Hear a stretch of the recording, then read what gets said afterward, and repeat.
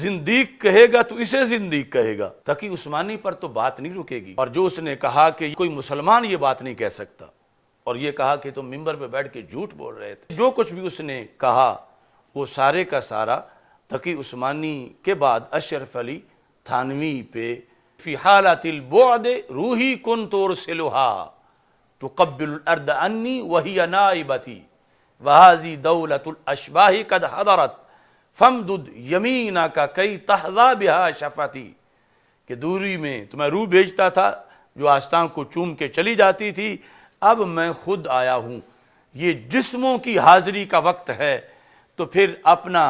دایاں ہاتھ باہر نکالیے تاکہ میں اس کو بوسہ دے سکوں۔ بڑے چیلنج کرتا رہتا ہے مناظروں کے گھر بیٹھے، تو میں اس کو دعوت فکر دے رہا ہوں کہ تم تو اس لیول پر ابھی نہیں آئے کہ ہمیں یا ہمارے کسی کو تم چیلنج کرو، پہلے اپنے گھر میں تو تم پھیرا مارو، ان پر تو فتوے لگاؤ۔ کیا یہ تمہیں اس لائق سمجھتے ہیں کہ تم ان کے مسلک دیوبند کی ترجمانی کرو؟ پچھلے دنوں کراچی کے دیوبند کے جو اس وقت ان کے بقول شیخ الاسلام بھی ہیں، مفتی اعظم بھی ہیں، تقی عثمانی نے ایک تقریر کی، اور اس کے رد میں پھر انہی کے ایک مناظر نے اس کا شدید رد کیا، یہاں تک کہ اس نے یہ کہا کہ یہ جعلی شیخ الاسلام ہے اور یہ نام نہاد مفتی اعظم ہے، بلکہ زندیق تک کے لفظ اس کے بارے میں بولے۔ ویسے تو انہی کا منہ اور انہی کی چپیڑ، اس میں ہمیں مداخلت کی ضرورت نہیں، لیکن جس موضوع پر یہ ان کا آپس میں جھگڑا ہوا، وہ موضوع ہمارے آقا حضرت محمد مصطفیٰ صلی اللہ علیہ وسلم کی بعد از وصال حیات مبارکہ کا ہے۔ تو اس بنیاد پر کیونکہ ہمارے اہل سنت و جماعت کے عقائد میں سے ہیں کہ ہمارے آقا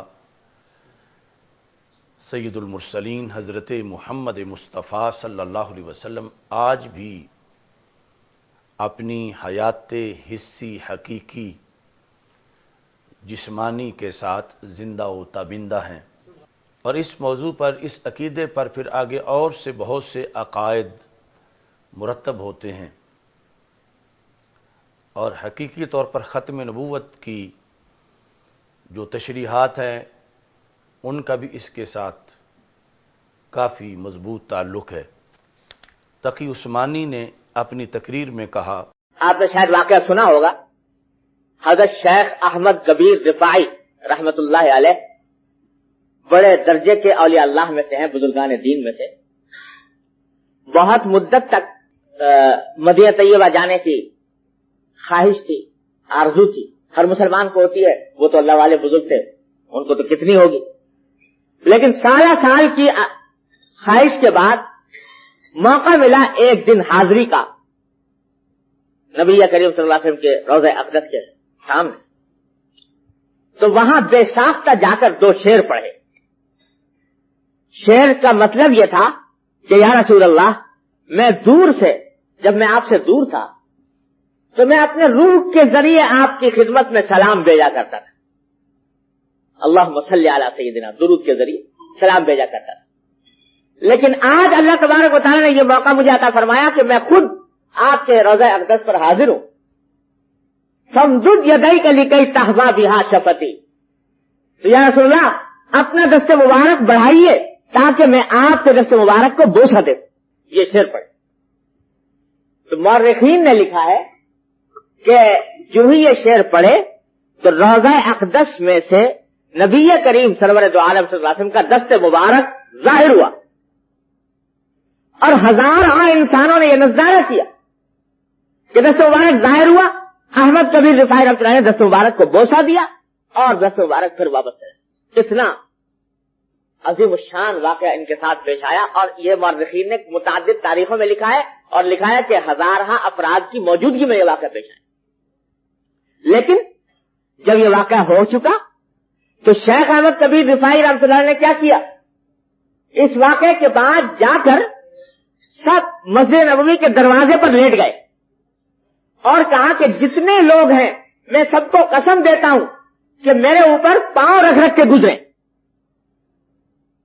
میرے اوپر پاؤں رکھ کے گزرے۔ کیوں؟ اس واسطے کہ کہیں ایسا نہ ہو کہ جو عظیم الشان واقعہ میرے ساتھ پیش آیا ہے تو اس سے میرے دل کے اندر یہ کبر نہ پیدا ہو جائے کہ میرا تو مقام یہ ہے کہ رسول اللہ صلی اللہ علیہ وسلم کے رسول مبارک میرے سامنے ظاہر ہو۔ یہ اپنی اصلاح کی فکر کہ جب حضرت سیدنا شیخ احمد کبیر رفاعی قدس سر العزیز رسول اکرم نور مجسم شفیع معظم صلی اللہ علیہ وسلم کہ روضہ اقدس پر مواجہ شریف کے سامنے جا کر اپنی محبت کا اظہار اشعار کی شکل میں کیا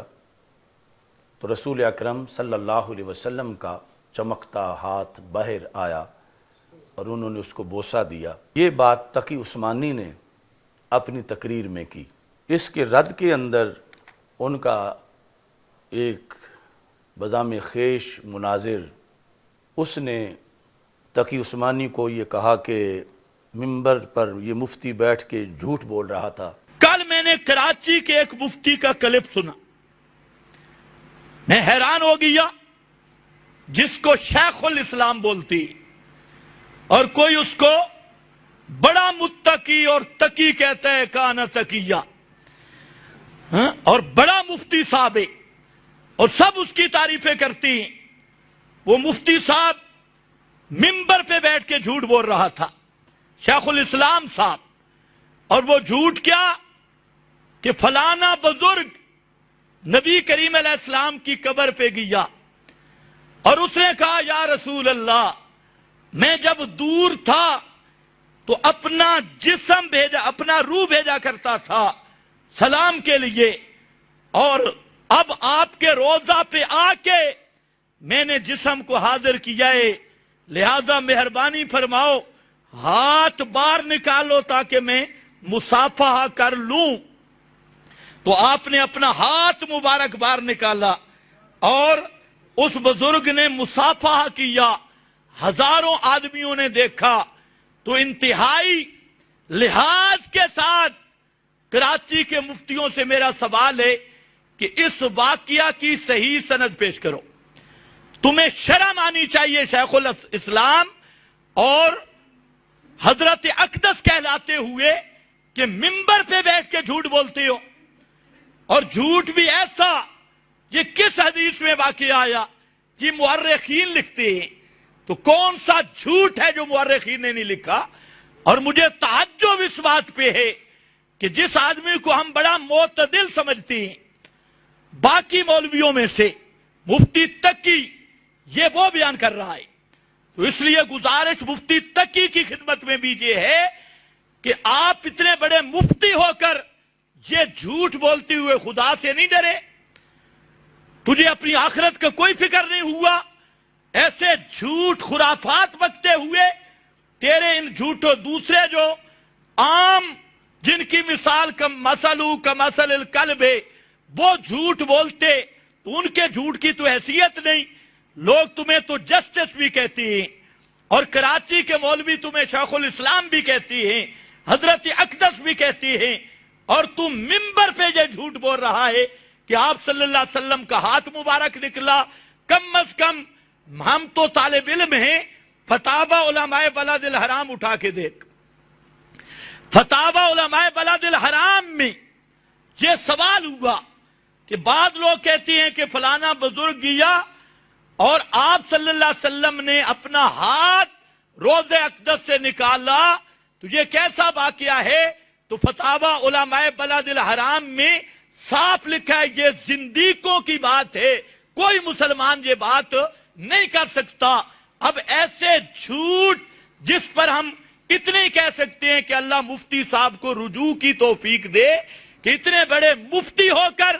آپ کی ان تقریروں سے عوام الناس کا ستیہ ناس ہوگا، وہ گمراہ ہوں گے۔ اس لیے میری گزارش یہ ہے کہ اگلی بیان میں اس سے رجوع کریں اور صاف کہہ دیں کہ مجھ سے غلطی ہوئی ہے، یہ واقعہ ثابت نہیں، حضرت فاطمہ کے لیے تو ہاتھ نہیں نکلا. وہ رفاعی بزرگ پتہ نہیں وہ مسلمان ہی تھا یا نہیں, سوفوڑ سا. اور جن صحابہ کے ایمان کی اللہ نے گارنٹی دی, اولئک ھم المؤمنون حقا, کسی صحابی کے لیے بھی آپ کا ہاتھ نکلا؟ کیوں نہیں نکلا؟ رفاعی کے لیے نکلا. میں حیران ہوں کہ بدعت کی چھاپ ایسے لگتی ہے کہ دماغی توازن بھی ٹھیک نہیں رہتا. کبھی سوچا ہی نہیں. اچھا پھر رفاعی صحابی بن گیا تھا تو بابا ہم کسی کو اس طرح معاف نہیں کرتے جو پیغمبر کے دین کی دھجیاں بکھیرتا جائے اور تم اوپر اس کو کوڑ دیتے جاؤ. شیخ الاسلام حضرت اقدس مفتی اعظم اور جسٹس ٹیرسٹس وہ اس سٹیج سے بچ نہیں سکتا جب تک رجوع نہیں کرے گا. ہم کچھ عرصہ انتظار کریں گے کہ مفتی صاحب کو اللہ رجوع کی توفیق دے اور صاف عوام کے سامنے کہہ دے کہ مجھ سے غلطی میں نے جھوٹ بولا ہے, وہ بے سند واقعہ ہے, اس واقعے کی کوئی سند نہیں. اور اگر نہیں تو پھر مفتی صاحب تو بڑے عالم ہیں, مفتی صاحب کی خدمت میں گزارش ہے اس واقعہ کی صحیح سند پیش کرو, باسند صحیح اس واقعہ کو لاؤ تاکہ ہم دیکھیں. تو بہرحال ساتھ یہ کہا کہ اس کو شرم آنی چاہیے تھی کہ لوگ اس کو شیخ الاسلام کہتے ہیں اور حضرت اقدس کہتے ہیں, اور یہ منبر پر بیٹھ کے جھوٹ بولتا رہا. اور اسے کہا کہ تم اپنی آخرت کی فکر کرو کہ تم لوگوں کو گمراہ کر رہے ہو. اور پھر اس نے کراچی کے جتنے بھی دیوبندی مفتی ہیں ان سب کو کہا, علماء کو, کہ یہ جس کو تم نے شیخ الاسلام بنایا ہوا ہے اس کا تو عقیدہ بڑا غلط ہے, اور کوئی مسلمان یہ بات نہیں کر سکتا. یعنی حضرت شیخ احمد کبیر رفاعی رحمہ اللہ تعالی والی بات اس نے کہا کہ کوئی مسلمان یہ بات نہیں کر سکتا, اور ساتھ یہ کہا کہ یہ زندیقوں کی بات ہے. اور پھر تقی عثمانی کو اس نے دعوت رجوع دی کہ تم اس سے اگلی تقریر میں توبہ کرو اور معافی مانگو. رجوع کا مطلب پھر یعنی یہی بنا کہ تم غیر مسلم ہو گئے ہو, یعنی جو ان کا آپس کا نظام ہے تو تم نئے سرے سے کلمہ پڑھو اور معافی مانگو.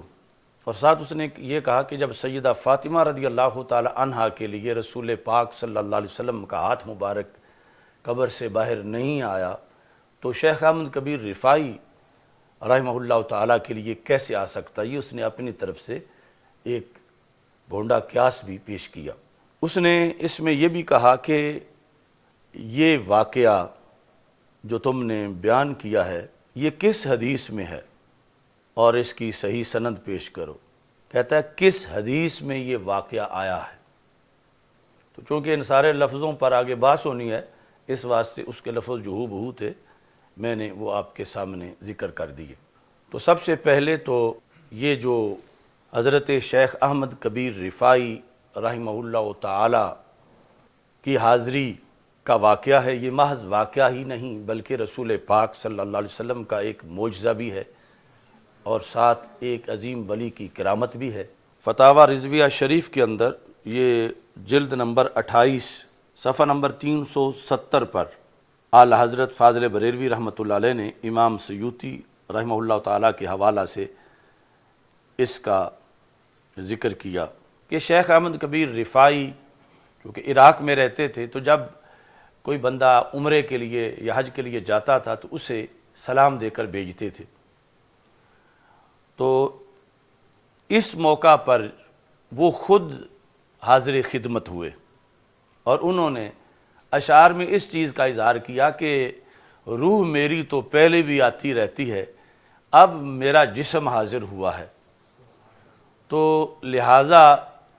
میں یہ چاہتا ہوں کہ روحانی اور جسمانی حاضری میں کچھ فرق ہو. تو میرے آقا صلی اللہ علیہ وسلم اب آپ اپنا دایاں ہاتھ باہر نکالیں تاکہ میں اس کو بوسہ دے سکوں. اشعار یہ ہیں فی حالت البعد, جب میں دور تھا روحی کنت ارسلھا تو میں اپنی روح کو بھیجا کرتا تھا. ماضی استمراری ہے کہ یعنی بار بار میں نے روحانی حاضری تو دی. تو وہ روح جب میں بھیجتا تھا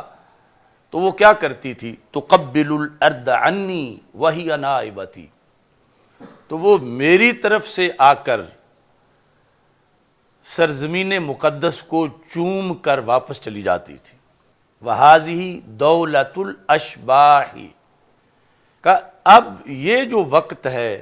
یہ جسم کی حاضری کا وقت ہے. فَمْدُدْ يَمِينَكَ، تو اپنا دایاں ہاتھ باہر نکالیے یا رسول اللہ صلی اللہ علیہ وسلم، کئی تحظا بہا شفتی، تاکہ اس ہاتھ مبارک کو چوم کے میرے ہونٹ بلند رتبہ ہو سکیں اور میں اپنی پیاس بجھا سکوں. یعنی خلاصہ یہ ہے کہ ہاتھ باہر نکالے تاکہ میں ان ہاتھوں کو بوسہ دے سکوں. فخرجت الیہ الید الشریفہ فقبلہا، تو رسول اکرم صلی اللہ علیہ وسلم کا مبارک ہاتھ قبر پرنور سے باہر آ گیا. ابھی اس واقعے کی مزید تفصیل ہے، لیکن جس وقت میں یہ فتاوی رضویہ دکھاتا جاؤں گا تو وہ بولا مناظر تو بولا ہو جائے گا کہ مجھے تو تم فتاوی رضویہ دکھا رہے ہو، میں تو اس کو مانتا ہی نہیں ہوں. چلو ان کے لیے تو میرے پاس ان کے مذہب کا بانی اشرف علی تھانوی بھی موجود ہے. اب زندیق کہے گا تو اسے زندیق کہے گا، تقی عثمانی پر تو بات نہیں رکے گی. اور جو اس نے کہا کہ یہ مسلمان، کوئی مسلمان یہ بات نہیں کہہ سکتا، اور یہ کہا کہ تم ممبر پہ بیٹھ کے جھوٹ بول رہے تھے، اور یہ جتنے جو کچھ بھی اس نے کہا وہ سارے کا سارا تقی عثمانی کے بعد اشرف علی تھانوی پہ بالکل آ کے حملہ ہو رہا ہے. یہ جلد نمبر 5 ہے، الافادات الیومیہ، ملفوظات حکیم الامت، جو ان کا حکیم الامت ہے اشرف علی تھانوی. یہاں پر 5ویں جلد میں 244 صفحہ ہے. اس کے اندر یہ موضوع چل رہا ہے کہ اللہ کے جو ولی ہیں، جب ان کی کوئی بڑی بات لوگوں کے سامنے آ بھی جائے تو وہ اس کو چھپانے کی کوشش کرتے ہیں تاکہ تکبر نہ آئے، بڑائی نہ آئے. اس موضوع کو بیان کرتے کرتے اشرف علی تھانوی نے لکھا، چنانچہ حضرت سید احمد کبیر رفاعی رحمۃ اللہ علیہ کا واقعہ ہے کہ وہ حضور اقدس صلی اللہ علیہ وسلم کے مزار مبارک پر حاضر ہوئے اور شدت شوق میں یہ اشعار پڑھے. وہی فی حالت البعد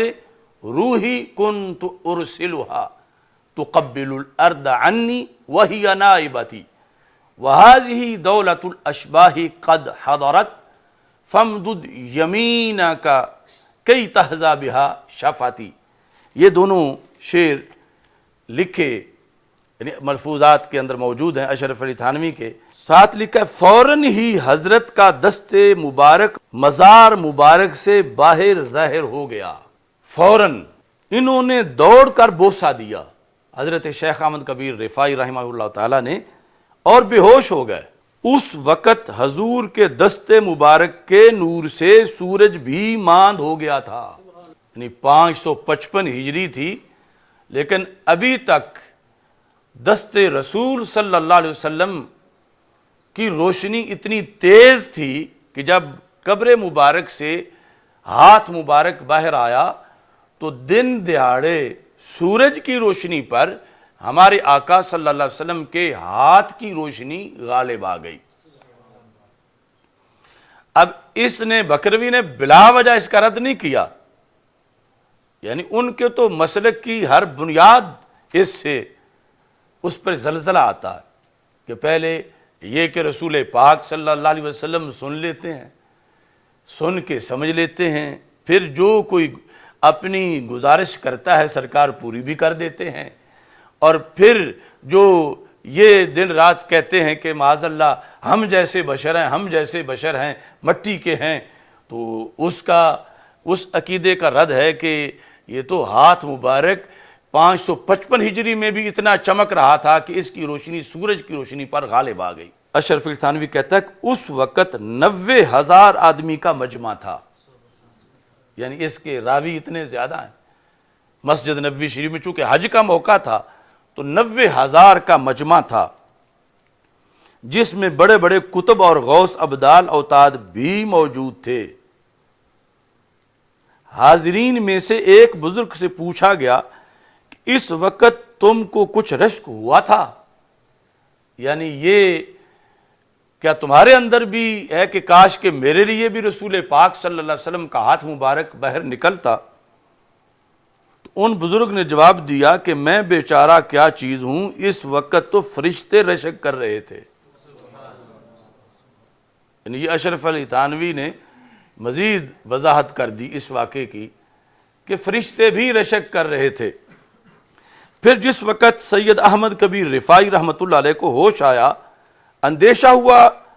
کہ میں کہیں مخلوق کی نظر میں بڑا نہ ہو جاؤں، تو تمام 90,000 کے مجمع کو اللہ کی قسم دے کر فرمایا کہ میں زمین پر لیٹتا ہوں، سب میرے اوپر سے پھاند کر جائیں تاکہ یعنی میں عاجز بن جاؤں کہ میرے اوپر سے تم گزرو گے تو یہ بظاہر جو بڑائی ہے میرا تکبر ختم ہو جائے گا، جو اندیشہ ہے کہ کہیں پیدا نہ ہو۔ تو کثرت سے لوگ ایسے بھی تھے جو اس طرح گزرے، مگر بعض بزرگ ایسے تھے جنہوں نے یہ کہا کہ ہم اگر ایسا کرتے تو ہم پر خدا کا قہر نازل ہو جاتا۔ یہ ہے بزرگوں کی شان، کیا ٹھکانہ ہے۔ اب یہ اشرف علی تھانوی ادارہ تالیفات اشرفیہ بیرون بورڈ گیٹ ملتان کی یہ چھپی ہوئی 5ویں جلد، اور اس کے اندر